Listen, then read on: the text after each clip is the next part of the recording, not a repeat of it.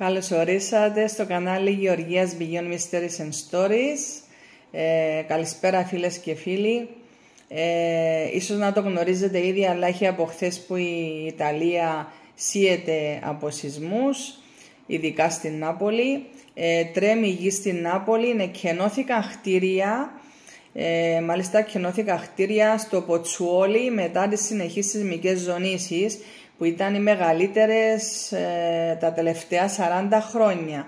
Ανησυχία για το υπερηφαίστειο στα φλεγραία πεδία και μάλιστα χθες είδαμε φωτογραφίες στα μέσα κοινωνικής δικτύωσης που είχαν πέσει αντικείμενα από τα ράφια υπεραγορών στην Νάπολη και οι άνθρωποι μάλιστα κοιμήθηκαν έξω στα αυτοκίνητα τους πολύ από το φόβο των σεισμών. Η μεγαλύτερη καταγράφηκε στις 20 και 10 ώρα Ιταλίας, δηλαδή 21 και 10 ώρα Ελλάδας. Ήταν μεγέθους 4,4 βαθμό στην κλίμακα Ρίχτερ με το εστιακό βάθος των 3 χιλιόμετρων. Ακολούθησε σειρά άλλων δονήσεων μικρότερου μεγέθους.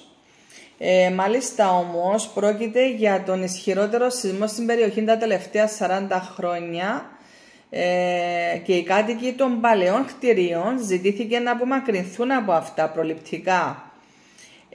Ειδικά τα φλεγραία πεδία είναι χτισμένα πάνω σε υπερηφαίστειο κοντά στην Νάπολη στην Νότια Ιταλία και στην περιοχή βρίσκεται σε εξέλιξη αργή αλλά σταθερή ανύψωση του εδάφους εξαιτίας του ηφαιστειακού μάγματος πολύ βαθύτερα. Και μάλιστα αυτές οι δονήσεις, οι σεισμικές, έγιναν αισθητές σε όλες τις περιοχές της Νάπολης. 13 κτίρια κενώθηκαν στο Ποτσουόλι της κάτω Ιταλίας. Οι δονήσεις μέσα σε 12 ώρες ξεπέρασαν τις 160. Με ισχυρότερη είναι εκείνη που σημειώθηκε στις 8 και 10 το βράδυ τοπική ώρα, μεγέθους 4,4 βαθμό στην κλίμακα Ρίχτερ. Ξέρετε, επειδή είναι παλαιά τα κτίρια στην Ιταλία, για προληπτικούς λόγους κένωσαν πολλά από αυτά. Τα σχολεία παρέμειναν κλειστά για προληπτικούς λόγους. Και τι άλλο έγινε...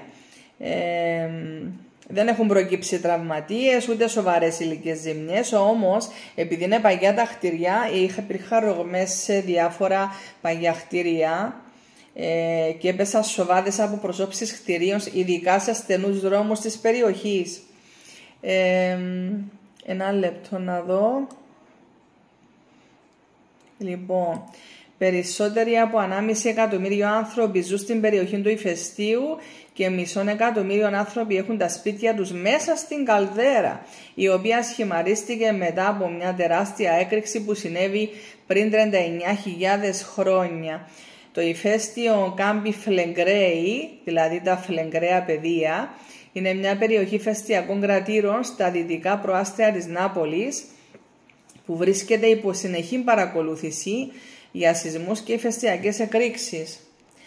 Σας το είχα πει και σε παλαιότερο live για αυτόν το ηφαιστείο και έχει πληροφορίες σε παλιό live για το που είναι, πώς είναι η καλδέρα του και ξέρω εγώ.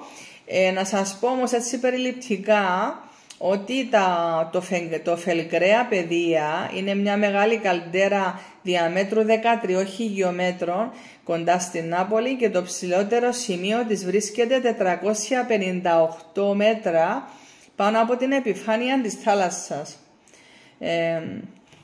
Έχει 24 κρατήρες και είναι πολύ μεγάλο ηφαίστειο. Οπότε θα δούμε πώς θα εξελιχθεί αυτή η κατάσταση με το ηφαίστειο αυτό και με τους σεισμούς που έχει να δώσει.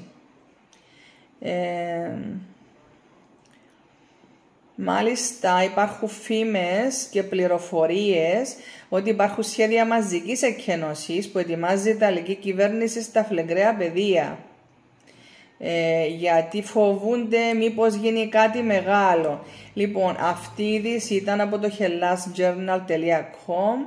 Για οτιδήποτε άλλο έχω νεότερο για αυτόν το σεισμό σε σχέση με το ηφαίστειο για την Νάπολη. Θα σας ενημερώσω. Να είστε όλοι καλά.